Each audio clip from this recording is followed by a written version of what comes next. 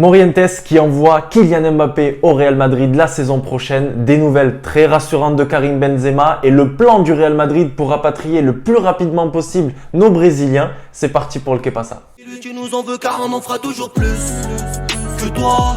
Les Madridistas, j'espère que vous allez bien, c'est Nono, on se retrouve dans une nouvelle vidéo, un épisode du Que Pasa pour parler tous ensemble de cette actualité, l'actualité du Real Madrid. J'espère que tout va bien pour vous, nos joueurs vont bien et je vais commencer par tonton, par Karim Benzema. C'est la nouvelle du jour, c'est Sergio Quirante, journaliste qui est tous les jours à Valdebebas, à la Ciudad Deportiva, qui nous explique, qui nous rassure aujourd'hui en nous disant que Karim Benzema sera présent face à l'Athletic Bilbao la semaine prochaine. ¿Sabéis quién va a estar el jueves que viene en la Catedral en el partido de cuartos Athletic Club de Bilbao Real Madrid? Karim Benzema.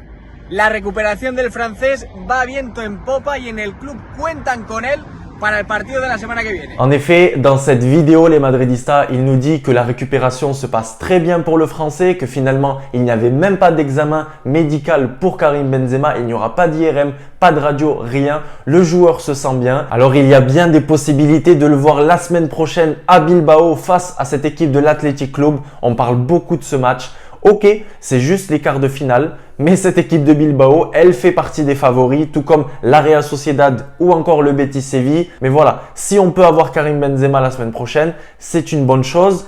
Encore une fois, si c'est pour mettre Karim Benzema blessé ou avec encore des gènes, ou voilà, il se sent mal, on le sent pas forcément du côté du Real Madrid, là c'est jouer avec le feu. Pourquoi? Parce que 15 jours plus tard, on a ce fameux PSG Real Madrid. Et autant vous dire, et vous le savez très bien, que c'est quasiment le match de l'année dans le sens où si on arrive à éliminer cette équipe du PSG, si on fait un bon score chez eux, si on fait un bon résultat chez eux, écoutez, c'est tout bénef pour nous. Donc voilà pourquoi pour moi, il ne faut pas s'amuser avec le cas Karim Benzema. Bien évidemment, je sais qu'on est au Real Madrid, je sais que le staff va faire très attention aux joueurs. Apparemment, il passe plus de 4 heures avec les physios, avec les kinés, avec tout le staff médical. Voilà, on est là, le chouchouté, notre tonton Karim. Donc bien évidemment qu'on va faire attention à lui. Mais voilà, attention à ne pas prendre de risques parce que c'est vrai que ça fait plusieurs semaines qu'on entendait Karim Benzema a des gènes, Karim Benzema a des douleurs, Karim Benzema se sent moins bien. La semaine dernière, repos forcé en Coupe du Roi face à Elche.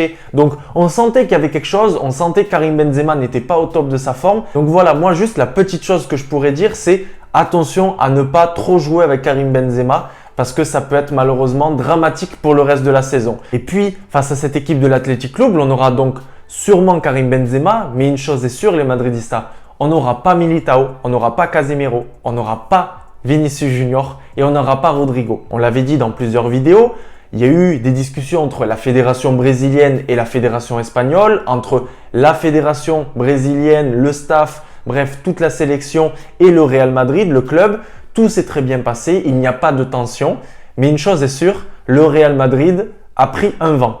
Le Real Madrid a pris un vent monumental de la part de cette sélection, de cette fédération. On a Juninho, un superviseur qui fait partie du staff de cette sélection, qui dit à Cadena Ser, une radio espagnole, tout simplement, nous n'allons pas libérer les joueurs. Les joueurs doivent être avec nous jusqu'au 2.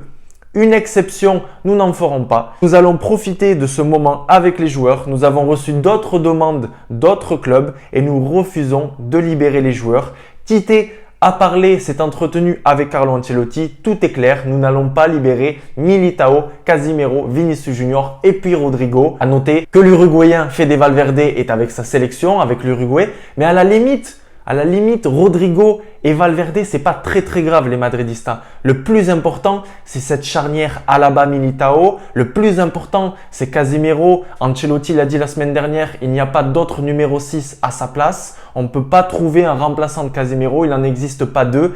Et puis surtout, c'est la personne qui a fait 8 passes décisives cette saison, qui a mis beaucoup de buts en Liga, qui a mis 12 buts en Liga. Donc c'est ce duo Vinicius Junior-Benzema. Donc il est fort probable que la semaine prochaine, on ne le voit pas. Parce que le programme de cette Seleção, les Madridistas, c'est un match donc à 22h aujourd'hui et puis un autre le 2 à 1h30 du matin. Donc imaginez que le match, on est le 2 février, mercredi prochain, il commence à 1h30 du matin, même s'il y a un décalage avec l'Europe de 4 heures. Donc il se termine 90 minutes plus tard. On a appelé ça le plan Brésil du côté du Real Madrid, c'est simple. Mercredi, le match de la Seleção se termine dans la nuit. Le Real Madrid envoie un avion directement qui va récupérer ces 4 joueurs brésiliens. Arrivé 18h le mercredi à Madrid. Les joueurs vont se reposer, pas d'entraînement bien évidemment pour les joueurs. Repos, dodo, on essaye de récupérer par rapport au jet lag. Il y a 4 heures entre le Brésil et Madrid et l'Espagne. Donc ça veut dire que le mercredi 2 à 18h, nos 4 Brésiliens peuvent être à Madrid, chez eux. Et le lendemain, le 3, le jour de match, donc le 3 à 21h30 à Bilbao, le matin, les joueurs du Real Madrid vont prendre l'avion en direction Bilbao et finalement, on pourrait avoir ces 4 joueurs disponibles sur place à Madrid pour voyager. Encore une fois, est-ce que le Real Madrid va prendre des risques avec ces 4 joueurs? Est-ce que les joueurs vont avoir totalement récupéré? Je ne pense pas. Est-ce que les joueurs vont jouer ce deuxième match du Brésil? Ça aussi, on va voir. Mais une chose est sûre, c'est que même s'ils ne jouent pas beaucoup lors de ce deuxième match, l'idée du côté de la fédération brésilienne, c'est d'avoir les joueurs en place, de justement mettre en place certaines choses, d'avoir des automatismes qui peuvent se créer entre les joueurs parce que c'est vrai que les sélections, c'est de temps en temps et ce n'est pas comme dans un club où on peut avoir les automatismes, avoir vraiment des habitudes entre les joueurs, entre Karim Benzema, entre Vinicius. À l'époque, on l'a vu avec cette BBC qui se connaissait parfaitement. On a vu la MSN du côté du FC Barcelone, du côté du Brésil. On veut garder les joueurs jusqu'au 2, jusqu'au match du 2. Donc, c'est très risqué. Je ne pense pas que Carlo Ancelotti et son staff vont prendre le risque d'aligner les joueurs. Donc, dites-moi les Madridistas, si pour vous, il faut prendre le risque de faire jouer ces Brésiliens, est-ce que vous pensez que Carlo Ancelotti va les convoquer? Est-ce que vous pensez qu'il va les emmener avec lui à Bilbao? Est-ce que vous pensez qu'ils vont rester à Valdebebas ou du moins chez eux à Madrid pour se reposer et être en forme le 6 face à Granada? Parce que n'oubliez pas que le 6, on affronte cette équipe de Granada avec un Vinicius Junior qui est suspendu malheureusement. Et donc justement, ça me permet d'enchaîner sur la compo probable de ce Athletic Club Real Madrid en Coupe du Roi. Dites-moi dans les commentaires quelle équipe vous voulez voir vu que Valverde, je le répète, Casemiro, Militao, Vinicius Junior et Rodrigo seront absents. Ça va être très simple. On va retrouver, pour moi, je le dis encore une fois, Thibaut Courtois, Carvajal qui est de retour, qui est négatif à la Covid, qu'on a vu s'entraîner avec le reste de ses coéquipiers, ça fait plaisir. Une défense centrale en l'absence de Militao composée de Nacho et d'Alaba. Mendy, Ferland Mendy, auteur d'un très bon match face à Elche cette semaine en Liga, sera sur le côté gauche. Et puis pourquoi pas un milieu de terrain, Camavinga devant cette défense, accompagné des 2 magiciens, Toni Kroos et puis Luka Modric. Dites-moi si vous voulez voir Dani Ceballos débuter le match. Pourquoi pas les Madridistas? Moi franchement, je me dis pourquoi pas, ça peut être une opportunité pour lui.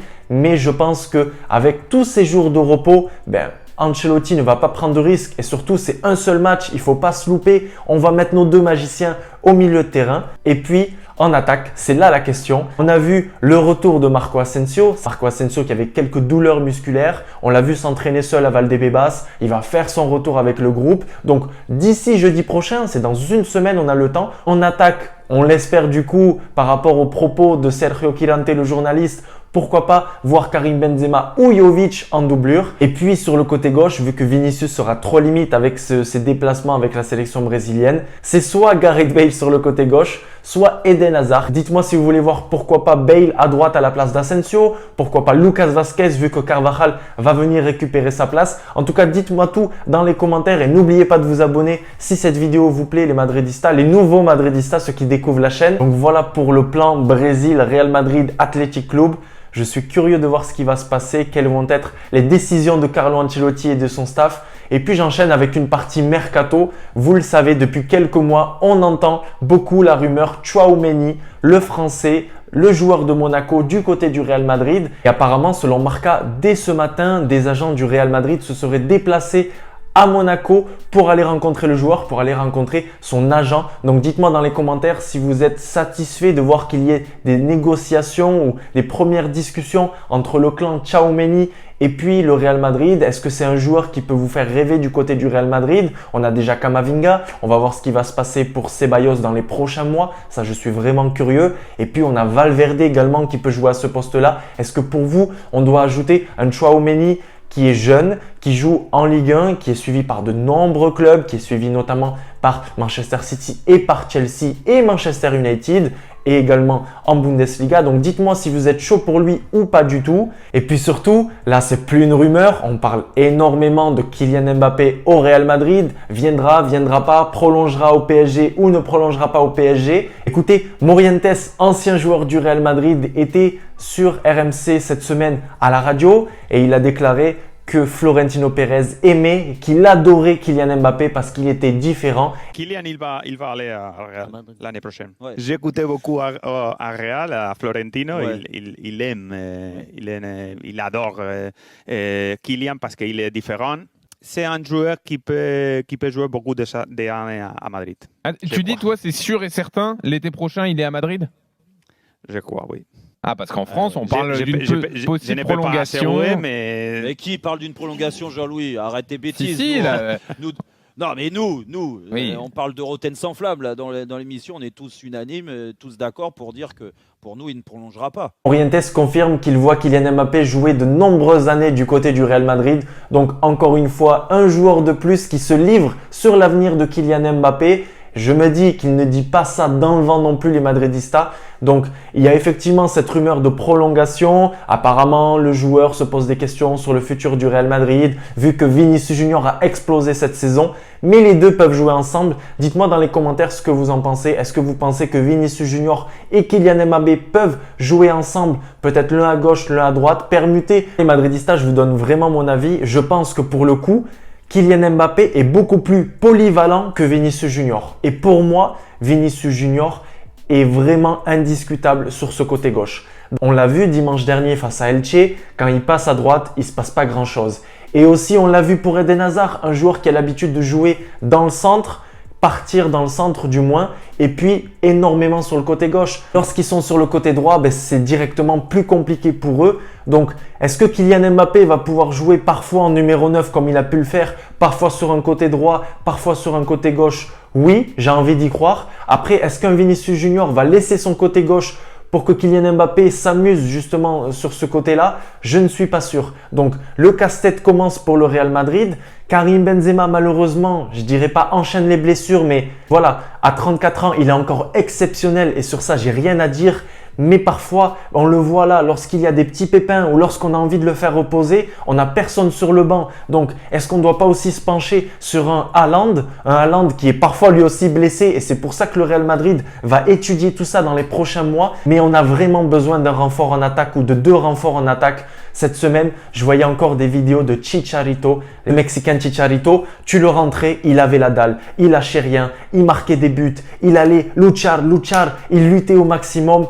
J'aime les joueurs comme ça. Pourquoi pas recruter un neuf comme ça? À nous d'aller chercher vraiment un profil à la Chicharito. Pourquoi pas? Dites-moi ce que vous en pensez les madridistas. À part Haaland, quel attaquant vous voyez du côté du Real Madrid? Mais il faut commencer à se poser les questions, même si ce n'est pas nous qui recrutons les madridistas. Mais c'est important de se poser les questions. On est là pour ça. On est la communauté Real Madrid. Donc, donnez-moi votre avis dans les commentaires. On va se retrouver dès la semaine prochaine pour ce Athletic Club Real Madrid. On se verra avant avec un épisode du Que Pasa. Si l'actualité s'enflamme, si on a des nouvelles par rapport à des joueurs, par rapport à des transferts ou pas. À la Madridina Damas, je le répète, n'oublie pas de t'abonner si ça te fait plaisir. Si tu veux continuer à voir mes vidéos, à la Madridina Damas. Et puis à la semaine prochaine. Ciao les madridistas.